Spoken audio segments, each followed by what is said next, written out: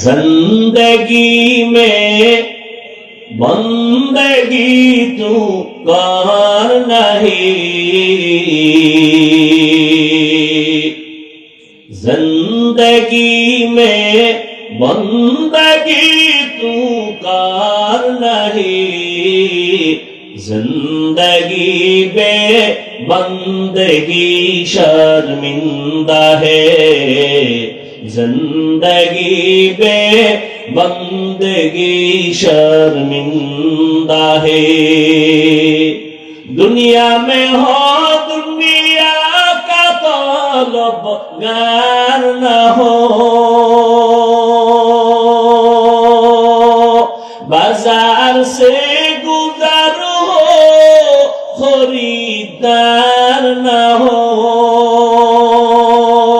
ये दुनिया एक मिसल कागज फूल है, ये दुनिया एक मिसल कागज फूल है, जिंदगी में बंदगी तू कर नहीं,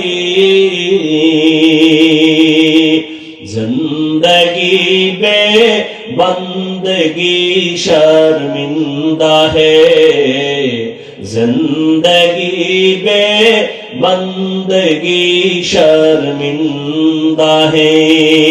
जिंदगी में बंदगी कुन बंदगी, बंदगी बे जिंदगी शर्मिंदगी।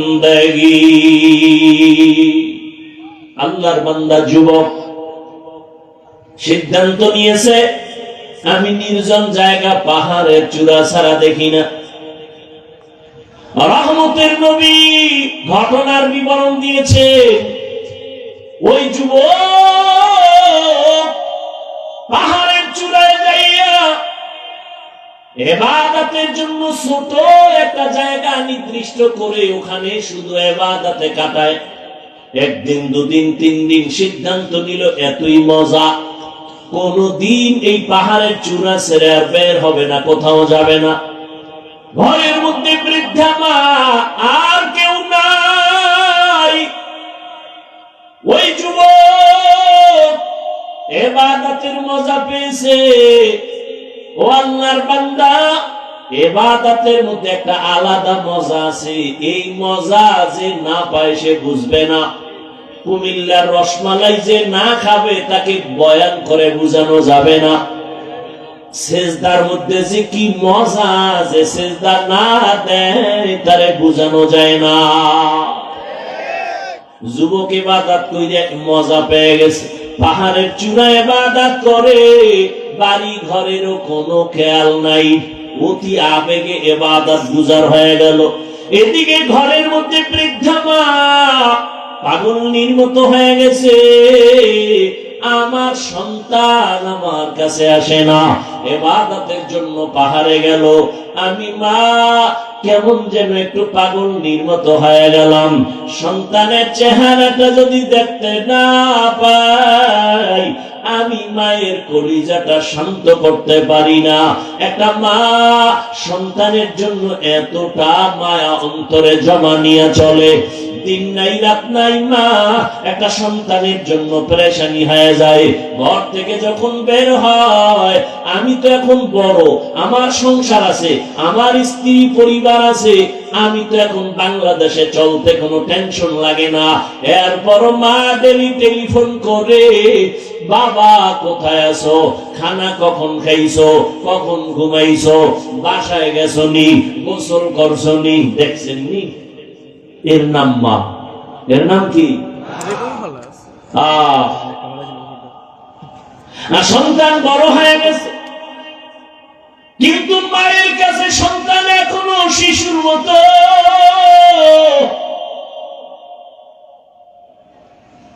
আমার এত সম্মান, কিন্তু মা যতই মানুষ আমারে বড় মনে করে, মায়ের কাছে আমি শিশুর মতো।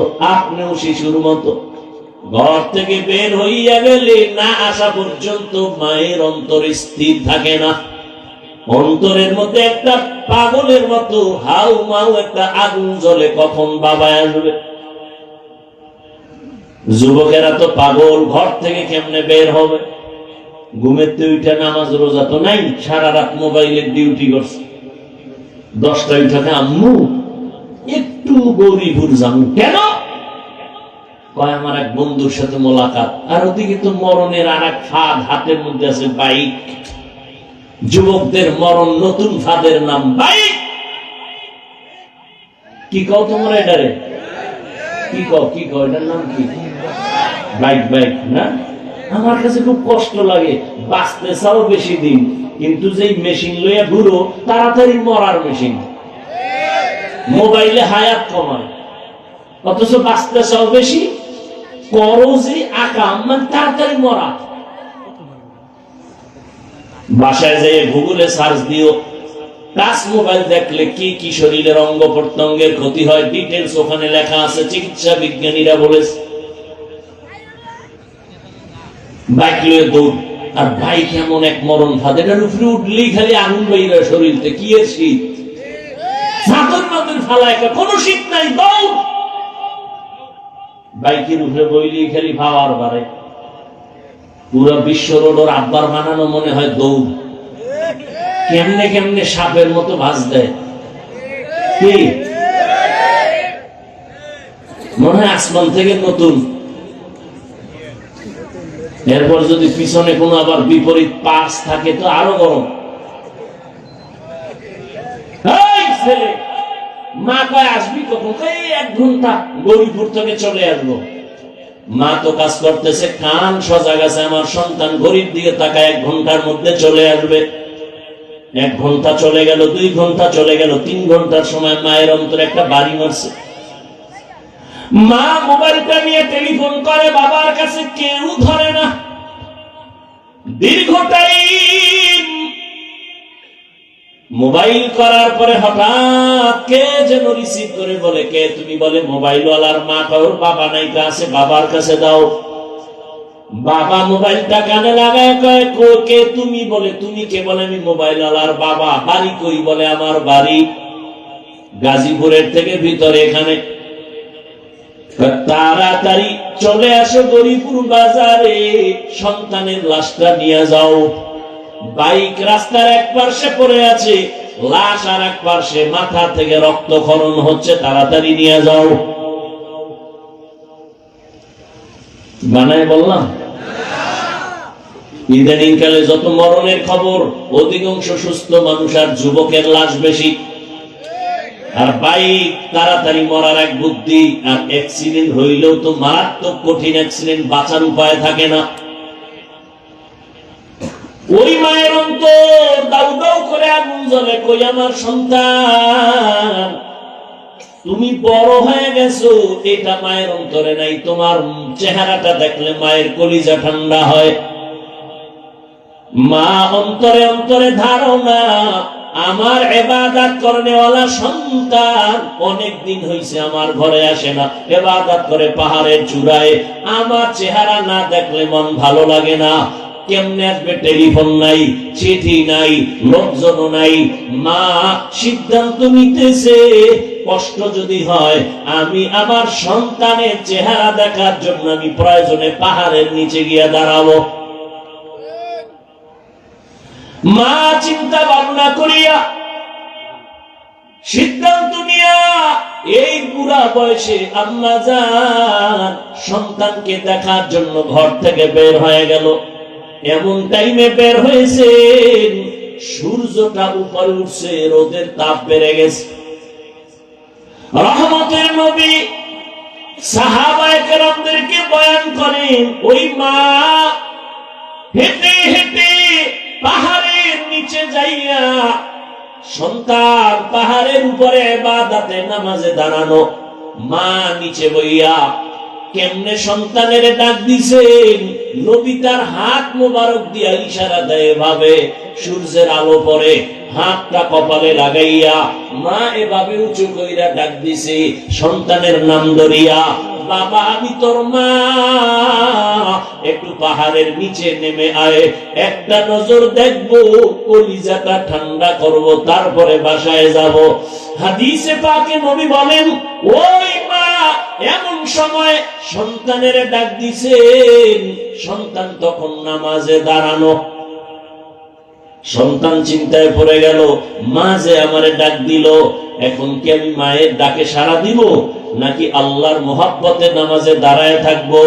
চিন্তা ভাবনা করিয়া যুবক নামাজে দাঁড়াইল, মনে সিদ্ধান্ত নিল আল্লাহর মোহাব্বতের মজার ইবাদত ছাড়বো না, মায়ের ডাকেও সাড়া দিব না। মা একবার ডাকছে, দুইবার তিনবার ডাকিয়া সন্তান যখন সাড়া দেয় না, মা হালকা অন্তরে কষ্ট নিয়া এবার বাড়ির দিকে রওনা ফিরিয়া যায়। মনে দুঃখ, বাবা তোরে দেখার জন্য আসছি, আমি কষ্ট করে আসছি, তুই আমার ডাকে সাড়া দিলি না, কষ্ট নিয়ে ফিরে গেলাম, আর আসবো না। সন্তান ইবাদতে দাঁড়ানো, মা নিয়ত করছে আর আসবো না। বাড়ি যাওয়ার পরে আবার অন্তরে আগুন জ্বলে উঠছে, সন্তানের যদি একটু দেখতে না পারি আমার মায়ের কলিজা ঠান্ডা হবে না। একটা সন্তানের জন্য মা যে কত পাগল, এই পরিমাণ যদি সন্তান বুঝত,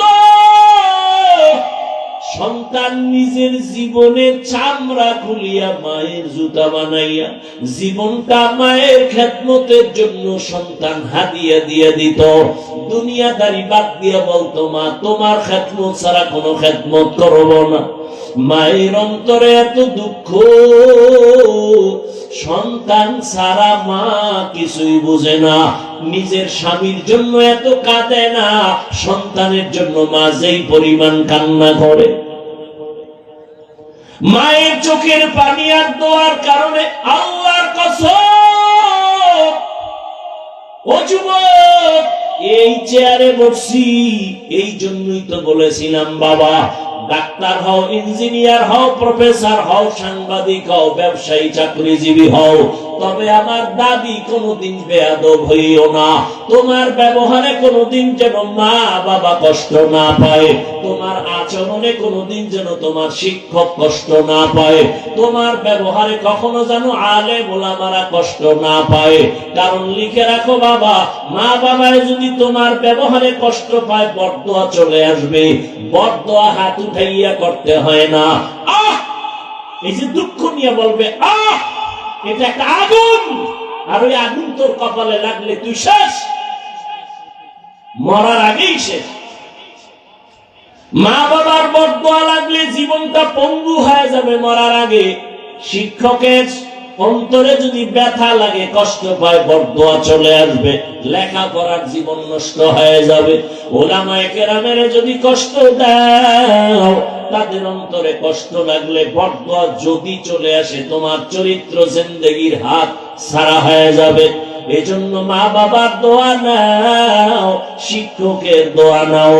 ডাক্তার হলেও তোমার জীবন সফল, আলেম ওলামাদের নেক নজর নাও, তোমার জীবন সফল হবে। জেনারেল লাইনে থাকিও তুমি ইঞ্জিনিয়ার হলেও তোমার সুনাম হবে সারা দেশব্যাপী। কবি নজরুলের ইতিহাস পড়ো, ওই কবি নজরুল তো মা বাবার দোয়ায় বড় দামি হয়ে গেল, সময়টারে মূল্যায়ন করেছে। তোমার মতো যদি সারা দিন রাত্র মোবাইলে গুনাহ করত, জীবনে কবি নজরুল হতে পারত না।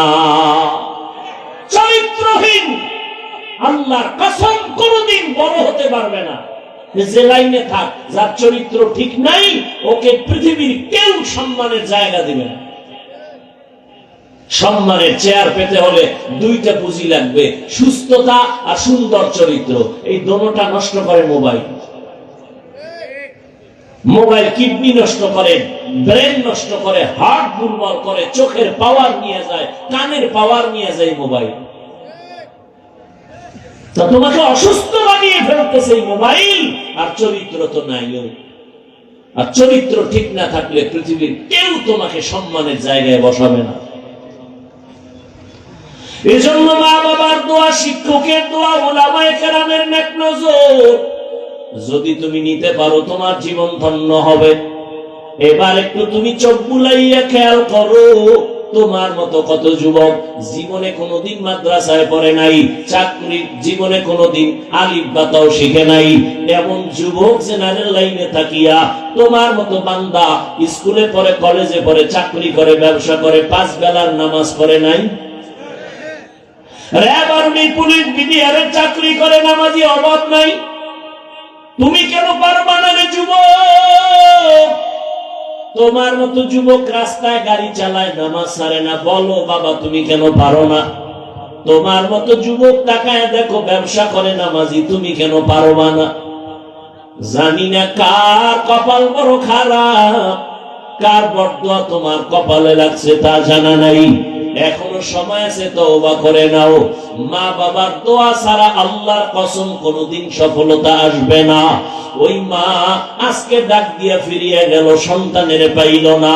বাড়ি যাইয়া বসার পর আবার মায়ের অন্তরে জ্বালা শুরু হয়ে গেল, সন্তানের না দেখলে অন্তর আমার শান্ত হবে না। মা আর কয়েকদিন পর আবার সিদ্ধান্ত নিল, আমার সন্তানটাকে গিয়ে আবার আমি পাহাড়ের নিচে গিয়া ডাক দিব। মা আজ এই সিদ্ধান্ত নিয়া সকাল 10টার পরে সূর্য যখন উপরে উঠলো, মা চলে গেল হেঁটে হেঁটে পাহাড়ের নিচে যাইয়া আবার ডাক দিছে, বাবা আমি তোর মা, পাহাড়ের নিচে আসি, একটু আয়, চেহারাটা আমার একটু দেখায় দে, আমি মা তোর চেহারাটা দেখবো। এক নজর দেখিয়া চলে যাব। আজও সন্তান নামাজে দাঁড়ানো, নামাজে দাঁড়ায় ভাবতেছে, আমি কি মায়ের ডাকে সাড়া দিব নাকি আল্লাহর মুহাব্বতে নামাজেই দাঁড়ানো থাকবো। চিন্তা করে এক পর্যায়ে সিদ্ধান্ত, মা আমাকে ডাক দিছে, তবে আল্লাহর মুহাব্বতের ইবাদতের মজা ছাড়বো না। আজও মা দ্বিতীয় দিনের মতো কষ্ট পাইয়া মা এবার শেষ পর্যায়ে বাড়ির দিকে চলে যায়। সন্তান মায়ের ডাকে আজও সাড়া দেয় নাই, ইবাদতে পাগল হয়ে গেছে। নামাজে দাঁড়াইয়া আল্লাহকে ডাকতেছে, হে মালিক, তোমার ইবাদতের মজা আমাকে ভিন্ন হতে দেয় না। মা আজও দুঃখ নিয়ে বাড়িতে চলে গেল। রহমতের নবী হাদিসে পাকে ঘটনা উল্লেখ করেছেন, মা 2 বার কষ্ট পাইয়া চলে গেল। মা এবার সিদ্ধান্ত নিল আর সন্তানের কাছে আসবে না। সন্তান তো ইবাদতের মজা পাইয়া মায়ের ডাকে সাড়া দেয় না। বাড়ি যাওয়ার পরে আবার কিছুদিন হয়ে গেল, মায়ের অন্তরে আবার জাল শুরু হয়ে গেল, দাউ দাউ করে আগুন জ্বলে। সন্তানের বিরহ, চেহারাটা দেখতে পারি না, মুহাব্বতের টান। মা এইবার সিদ্ধান্ত নিতেছে, এইবার আর একদিন আমি যাব। সন্তান যদি শেষবারের মতো আমার ডাকে সাড়া না দেয়, আর কোনদিন আমি সন্তানের নিয়ে চিন্তা করব না। মা দুঃখিনী এভাবে করে করে আর একদিন রওনা হয়ে গেল। হেঁটে হেঁটে যাইয়া আবার পাহাড়ের নিচে দাঁড়াইয়া মা ডাক দিয়া কয়, সন্তান 2 দিন পর্যন্ত এসে ফিরে গেছি, আজ আমি আসছি, আজকে একটু আমারে দেখা দাও, এক নজর তোমারে দেখে চলে যাব। আমি মা তোমারে নিয়ে জীবনে কত কষ্ট করেছি, আমি মা না খাইয়া তোমারে খানা খাওয়া বড় বানাইছি, আজ আমি মায়ের ডাকে সাড়া দাও না, আমি মা নিজেরে কন্ট্রোল করতে পারি না। আজ আমি তৃতীয়বার বুড়ো মানুষ, কত কষ্ট করে আসছি, আমাকে আজ একটু দেখা দাও। সন্তান আজও নামাজের মধ্যে দাঁড়াইয়া চিন্তায় পড়ে গেল, মায়ের ডাকে আমি সাড়া দিব নাকি আল্লাহর মুহাব্বতের ইবাদতে আমি মশগুল থাকব। আজও সিদ্ধান্ত নিয়া আল্লাহর বান্দা ইবাদতের মধ্যেই মশগুল, মায়ের ডাকে আর সাড়া দেয় নাই। এবার মা সর্বশেষ কষ্ট পাইয়া, যে 2 দিন গেল জবানে কিছু বলে নাই, হালকা কষ্ট পেয়েছে। আজকে মা আল্লাহর আরশে আজিমের দিকে তাকাইয়া একটা কথা হঠাৎ বলেই ফেললো, ও দয়ার মালিক,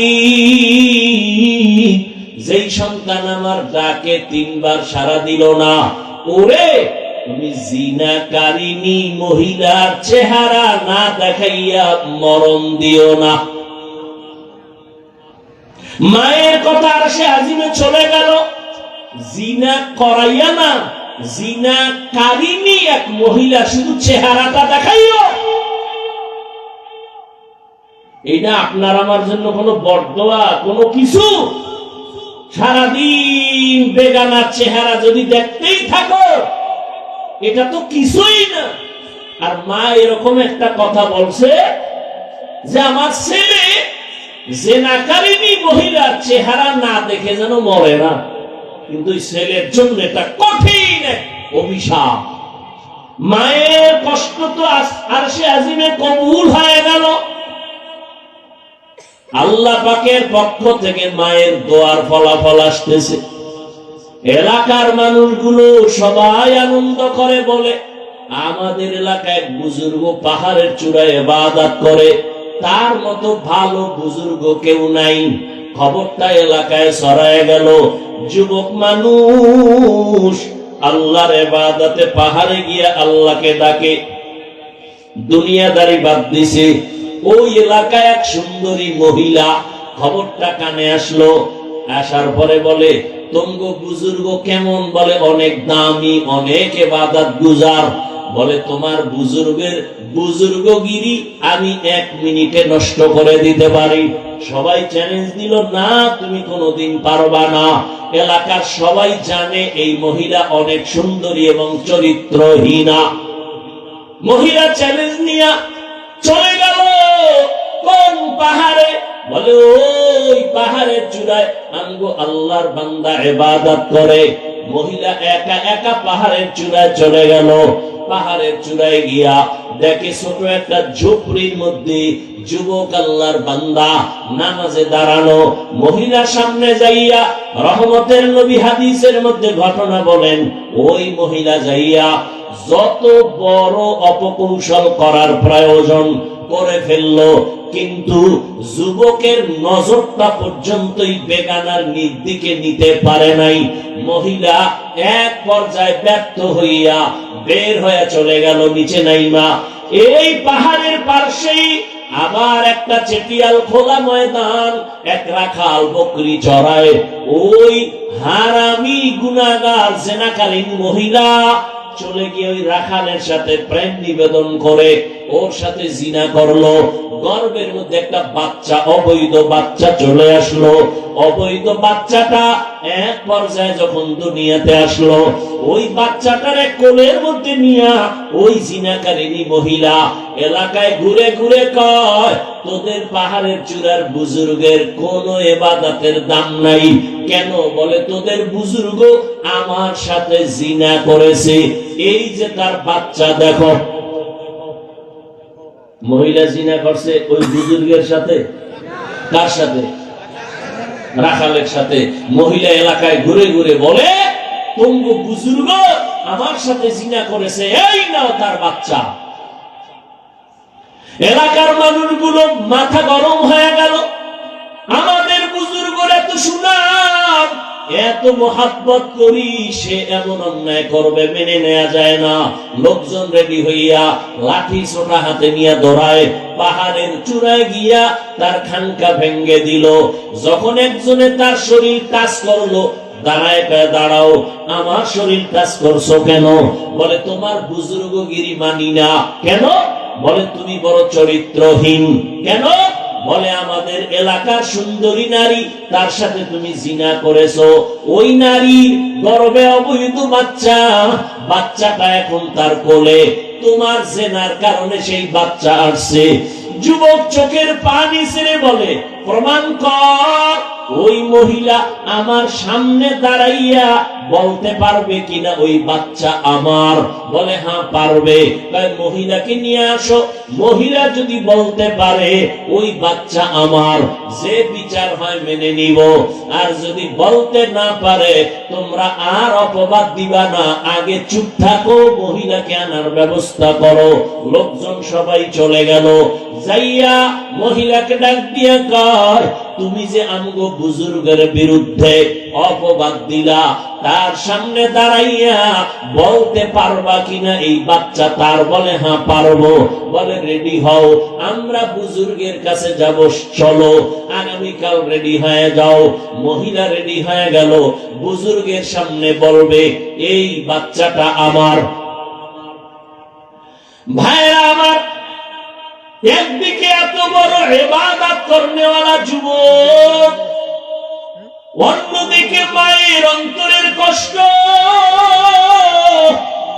আল্লাহর আদালত থেকে সব ফয়সালা চলে আসে।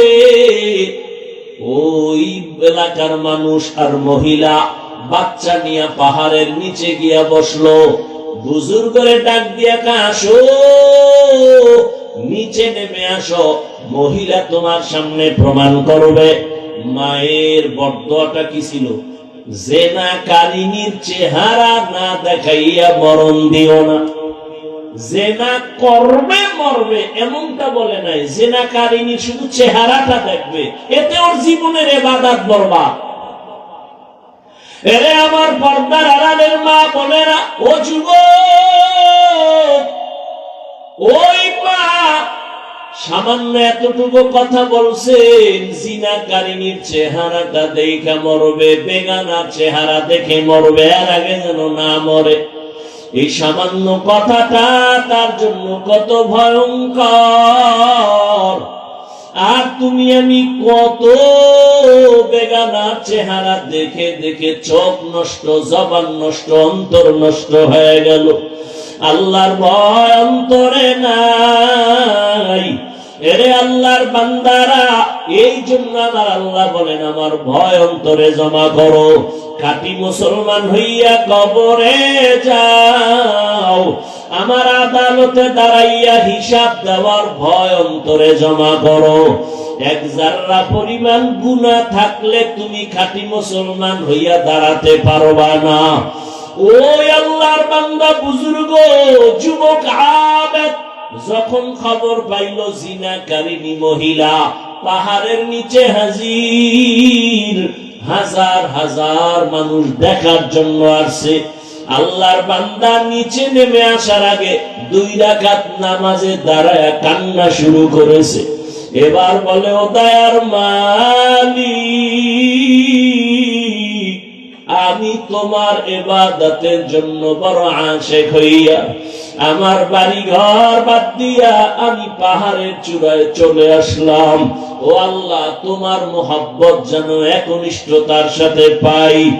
দুনিয়ার লোক, দুনিয়ার সব বাদ দিয়া তোমার মোহাব্বত পাওয়ার জন্য এখানে আসছি। নির্জনে তোমারে ইবাদত করব, ডাকবো।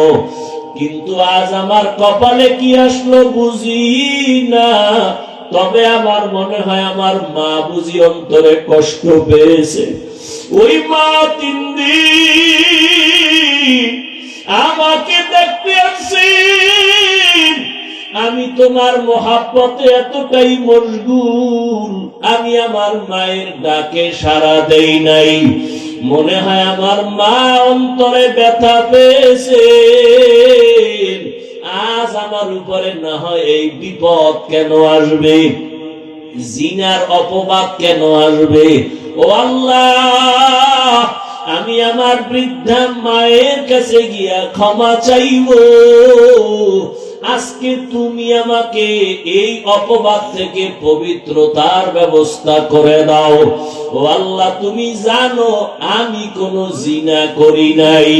ও আল্লাহ, তুমি কুদরতের দরজা খুলিয়া দাও, ইজ্জতের হেফাজত করো। আমার যদি বদনাম হইয়াই যায়, মানুষ তখন তোমার ইবাদতের প্রতি বাজে মন্তব্য করবে। যুবক নামাজ পড়িয়া কান্না করিয়া আল্লাহর কাছে দোয়া করিয়া এবার পাহাড়ের নিচে নেমে গেল। নিচে নাইমা দেখে ওই জিনাকারিনী মহিলা দুধের বাচ্চা নিয়ে দাঁড়ানো। এবার চেহারার দিকে তো নজর পড়ে গেল। মাও তো বলেছিল জিনাকারিনীর চেহারাটা না দেখা পর্যন্ত যেন ওর মরণ না হয়। এখন বাধ্য হইয়া জিনাকারিনীর চেহারার দিকে তাকায় বলে, এই জিনাকারিনী, বল এই বাচ্চা কার? বলে বাচ্চা তোমার। বলে নাউযুবিল্লাহ, এই বাচ্চা তো আমার না। বলে অবশ্যই তোমার। এখন যুবক কান্না করে অন্তরে আমার মালিকের ডাকতেছে, আল্লাহ রাস্তা খুলে দাও। হঠাৎ তার অন্তরে একটা জবাব এসে গেল। যুবক ডাক দিয়ে কয়, এই জিনাকারিনী, বাচ্চাটা আমার হাতে দাও। বাচ্চাটা নিজের হাতে নিয়া এইবার অন্তরে আমার আল্লাহ জবাব বের করে দিলেন।